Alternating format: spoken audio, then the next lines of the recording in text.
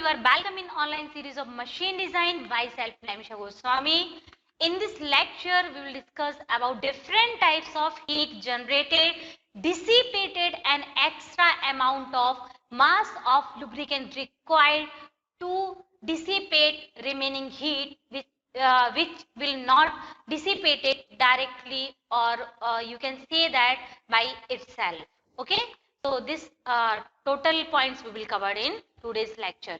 So first of all, what is critical pressure? Okay. So what is critical pressure? This is also you can say that some types of definition which are standard used in your design of sliding contact bearing. So the pressure, critical pressure is that pressure in which the oil film will be break down so that metal to metal contact of bearing maybe begins. So this is known as your critical pressure or minimum operating pressure of bearing at which metal to metal contact may be occurred. So this is known as critical condition. Okay. So that pressure or bearing pressure is given by Zn divided by 4.75 multiplied by 10 to the power 6 and multiplied by d by c ka whole square multiplied by L divided by d plus L ka bracket 1. So it is given by Newton per mm square, and this value is also given in your design data book of sliding contact bearing. So you can directly take it from there. Okay. So you can take this value direct from your design data book.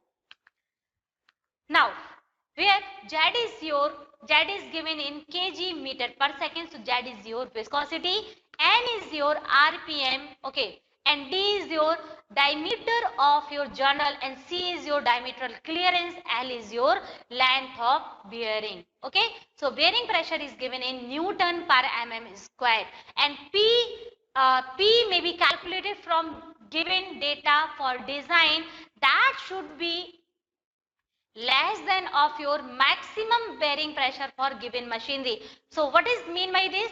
It indicates that, for example, we will designing bearings for centrifugal pump, right? So for centrifugal pump, bearing pressure, maximum pressure is given, for example, 20 Newton per mm square. So your design variable should be like this. The bearing pressure obtained from your calculated value should be less than of your 20 Newton per mm square. So it is just indication or explanation of this point. Okay. So calculated value should be less than of your maximum value. So your design, so what this indicates? So it indicates that if this condition will be fulfilled, then your design is safe. Next is your Sommerfeld number. So what is Sommerfeld number? Sommerfeld number is also your dimensionless parameter. It is also used to design of your bearings, general bearing, and this is also used to find out the missing parameters, or if some parameters are given and some are not given, so you can find out by using this Sommerfeld number. So Sommerfeld number is given by Zn by P multiplied by d by c ka whole square, right? So its value is also constant, and for design purpose its value is taken as 14.3 into 10 to the power 6. Here it's not 6, it's 10 to the power 6. Okay, so this value is taken as for your design purpose, right? So here Z is in kg per meter second and P is in Newton per mm square. So now next is your heat generation. So how to heat is generated? So heat is generated basically due to fluid friction and friction of the parts which having relative motion. Okay. So heat is generated due to relative motion of your fixed element and your moving element. Okay. So it is your given, it is due to your friction of the parts. So what is the value of heat generation? So heat may be generated, heat generation is given by Qg, and this is equal to mu Wv Newton meter per second or joule per second, or it is given directly in watt. Okay. So here what is mu? Mu is here coefficient of friction. What is W? W is your load applied on your shaft. What is V? V is here Your velocity, linear velocity, if RPM is given, so how to find out velocity? So velocity you can find out pi d n by 60. Okay. So here mu is coefficient of friction and W is your load on bearing, which is given in Newton.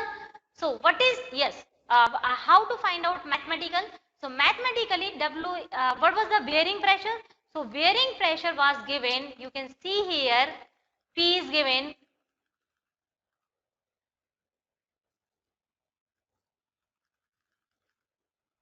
Okay, it's okay. So P is generally taken as load per unit projected area. Okay, so here, so what is the load? So load is equal to bearing pressure multiplied by your projected area. L into D is here your projected area. So by using this relation, you can find out load. Next is your heat generation continuation mein. So what is V? V is your rubbing velocity, okay, or you can say that linear velocity. But when RPM of bearing is given, so how to find out rubbing velocity? So rubbing velocity is equal to pi d n by 60. Okay, so d is here diameter of journal, n is your RPM of journal, and 60 is divided because it is given in RPM. Okay, rotation per minute. So that's why we will divide this value by 60. Okay, here d is in diameter. Okay, d is diameter of journal, which is in meter. N is equal to speed of journal in RPM. Okay, next is your heat dissipation. So how to find out heat dissipation? When heat will be generated, so heat dissipation is so there should be heat dissipation continuously. Otherwise, what will happen if heat will not dissipated continuously? Whatever amount of heat will be generated, so there may be happen or there may be occurred high temperature and pressure. Okay, and we have seen that pressure calculated value should be calculated value of the pressure should be less than of maximum value of that machinery, right? So if pressure and temperature will be increase, so what will happen? So thick film lubrication reason will be go through come to the partial lubrication and metal to metal contact may be occurred. Okay, so that's why continuously heat dissipation is also very important.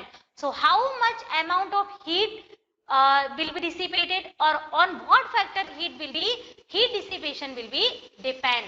Okay, so heat dissipated by your bearing. So there you can we have seen that in bearing, sliding contact bearing, journal bearing, we use lubricant. So heat dissipation due to convection, right? So heat dissipation is equal to Ca into Tb minus Ca in watt. Okay, so what is C?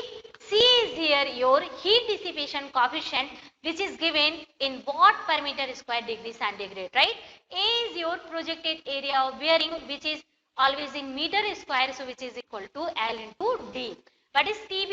Tb is your temperature of bearing surface, surface temperature, which is given in degree centigrade, and T is your temperature of surrounding of air in degree centigrade.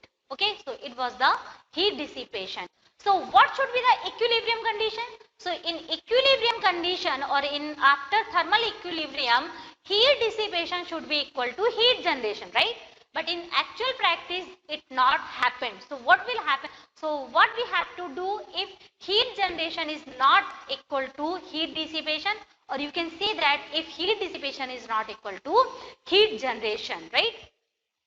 So for thermal equilibrium, Qg should be equal to Qd. Okay, but in actual practice, heat generation is always greater than of your heat dissipation. So what will happen? So in that case, we require some artificial cooling. Okay, so this is your fundamental. So you can identify whether if Qg is greater than Qd, so artificial cooling is required. If Qg is equal to Qd, so there is no artificial cooling is required. So what will be the remaining heat inside of your bearing? So this is equal to Qg minus Qd. Okay, so that value is equal to, some heat is still required. Okay, so some heat is still there. So we have to remove that heat by using artificial cooling. Okay, so heat taken away by the oil. So oil is mean by when we use some artificial cooling to remove that portion of heat. So it is denoted by Qt is equal to MST. Okay, in watt. So M is here mass of oil in kg per second. S is your specific heat of oil and its value is always constant. It generally we can take 1840 to 1840 to 2100 joule per kg degree centigrade, right? And T is here difference between your outlet and inlet temperature of oil. Here T is related with oil, whatever artificial cooling we are apply. So this is indicates that temperature difference between outlet and inlet temperature of the oil, and its value is generally 10 degree centigrade. So that heat should be, so what is the mass of oil to be removed? How to find out mass of the oil to remove that heat generated at the bearing? Okay, so heat generated is equal to heat taken away by the oil.